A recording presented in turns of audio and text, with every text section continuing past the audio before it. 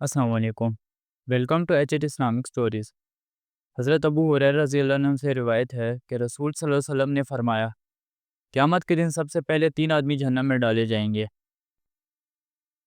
एक आलिम, जो आलिम दीन सीखता है और सिखाता था मगर ख़ुद इस पर अमल नहीं करता था। अल्लाह ताला इससे पूछेगा, तूने जो इल्म हासिल किया इस पर ख़ुद क्यों अमल नहीं किया? वो जवाब देगा, मैंने लोगों को सिखाने के लिए इल्म हासिल किया था। अल्लाह ताला फरमाएगा, तू झूठा है, बल्कि तूने इल्म इसलिए सीखा था कि लोग तुझे आलिम कहें और तेरी तारीफ़ करें, फिर इसे जहन्नम में डाल दिया जाएगा। एक मालदार शख्स, जिसे अल्लाह ने बेपनाह दौलत दी थी, मगर इसने अल्लाह की राह में खर्च नहीं किया। अल्लाह ताला इससे पूछेगा, मैंने तुझे माल दिया, तूने मेरी राह में क्यों खर्च नहीं किया?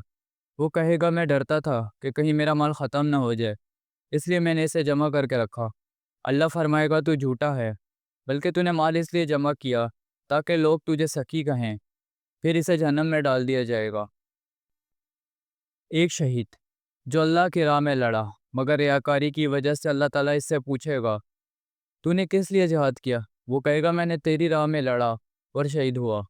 अल्लाह फरमाएगा, तू झूठा है, बल्कि तूने इसलिए लड़ा ताकि लोग तुझे बहादुर कहें, और कह चुके, फिर इसे जहन्नम में डाल दिया जाएगा। हदीस से हासिल होने वाले असबाक। उलमा की ज़िम्मेदारी है, इल्म का मकसद सिर्फ तालीम देना नहीं बल्कि ख़ुद अमल करना भी है। माल की आजमाइश, दौलत अल्लाह की अमानत है, इसे इसी की राह में खर्च करना ज़रूरी है। अखलास की अहमियत, नेक अमाल का मकसद सिर्फ अल्लाह की रज़ा होना चाहिए, ना कि लोगों की तारीफ़। रियाकारी की तुबाई, ज़ाहिर में नेक नज़र आने वाले अमाल भी अगर दिल में खलूस ना हो तो जहन्नम का सबब बन सकते हैं।